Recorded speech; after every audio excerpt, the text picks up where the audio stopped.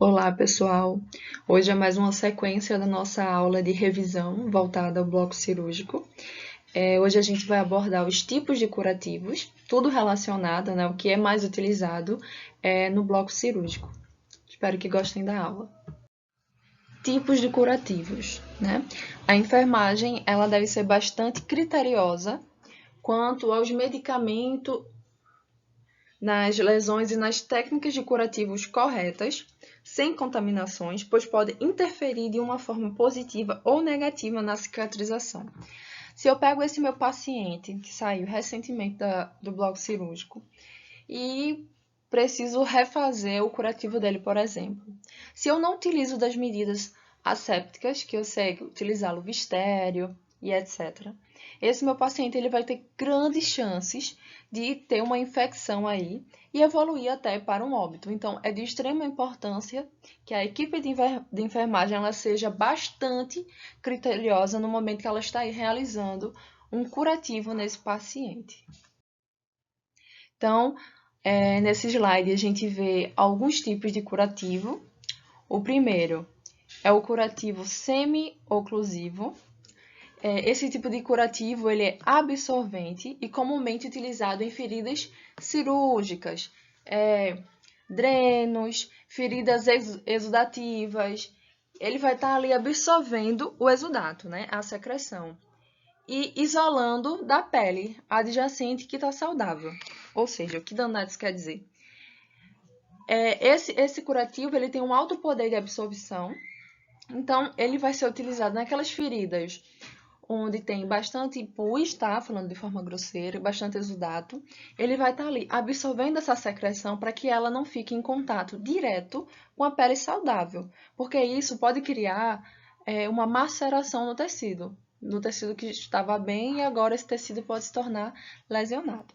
Então, quando a gente fala em curativo semi-oclusivo, a gente está falando do tipo de curativo que são absorventes, certo? O próximo curativo é o curativo oclusivo.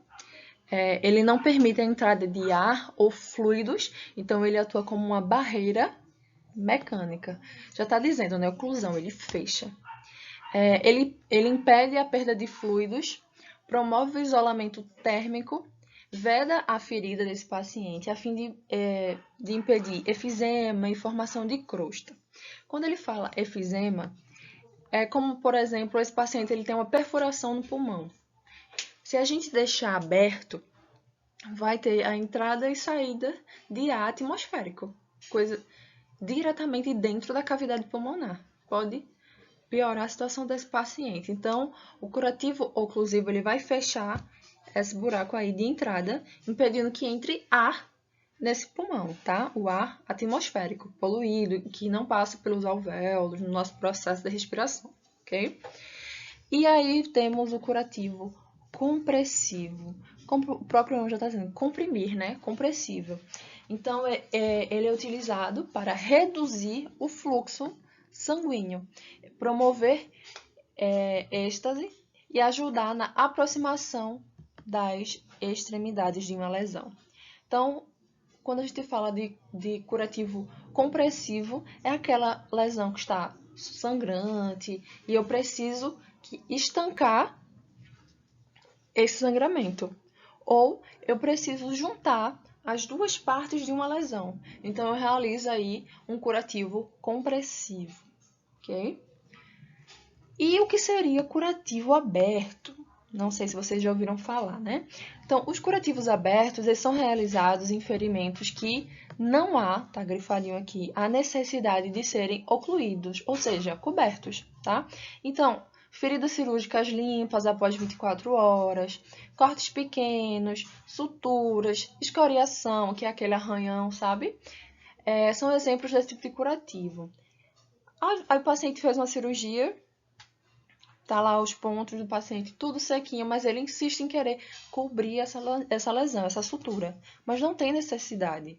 Ela só precisa ser limpa, com água e sabão, seca e deixa respirar, certo?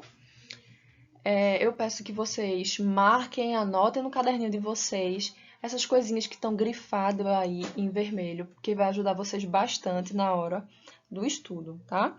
Então, relembrando aí, semi-oclusivo é um curativo absorvente. Oclusivo, ele é uma barreira mecânica. O curativo compressivo, ele tem aí o intuito de reduzir o fluxo sanguíneo ou aproximar as extremidades da lesão. Curativo aberto, não há necessidade de ser ocluído, ele não precisa ser coberto. E aqui segue alguns exemplos. Esse aqui é um exemplo de uma escoriação, então ele não precisa ser coberto, certo? Aqui, um curativo oclusivo, tá?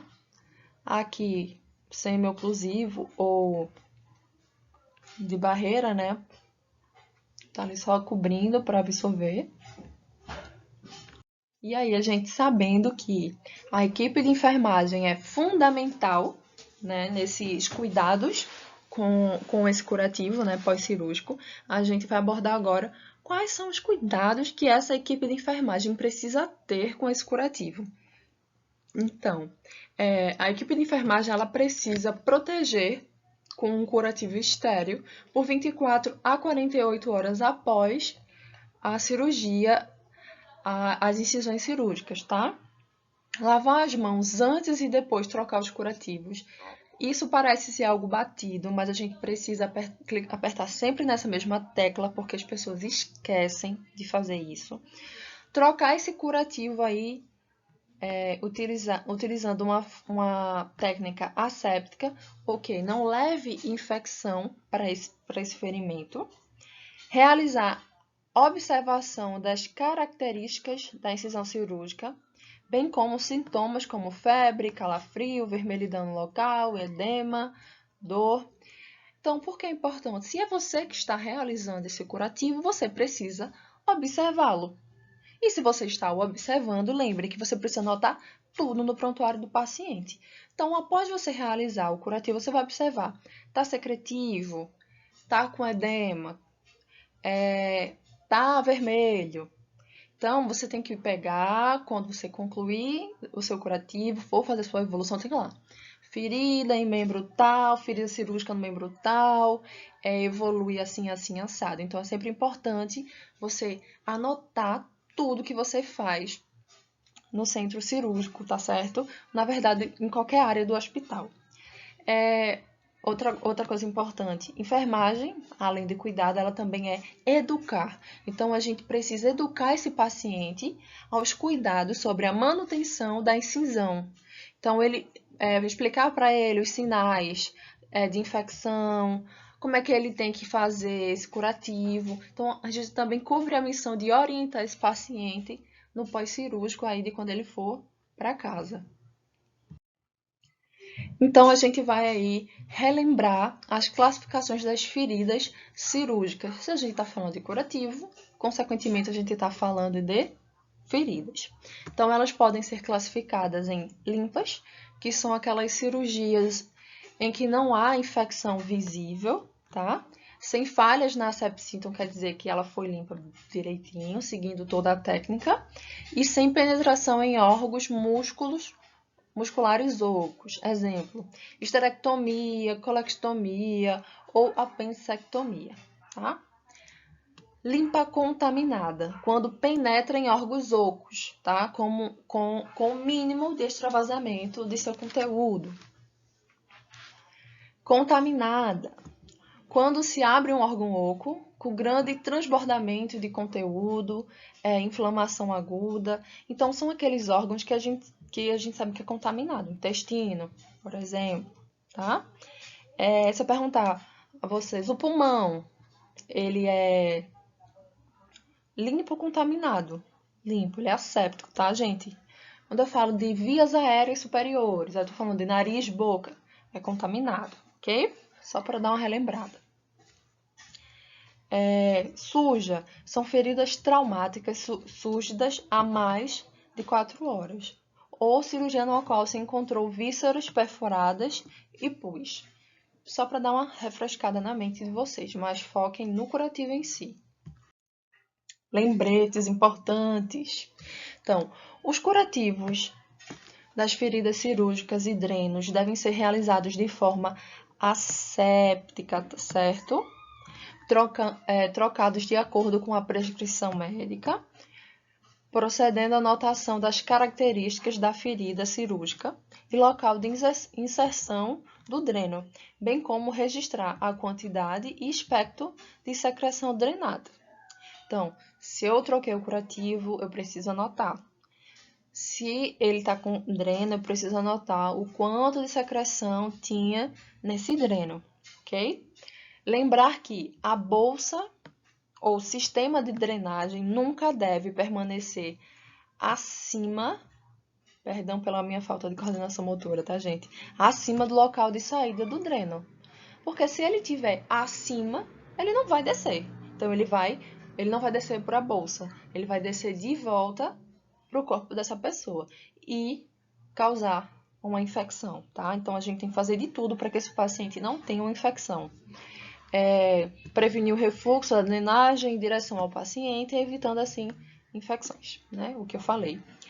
Além disso, sempre realizar o curativo do local mais limpo para o local mais contaminado, evitando deixar o curativo sem a cobertura adequada, ok?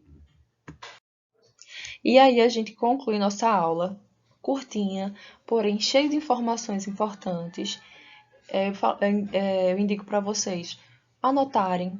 Se não conseguirem anotar a aula toda, anota as informações importantes, vai dando pausa, assistam de novo se precisar. E o nosso próximo encontro agora será a nossa prova. Então, até mais.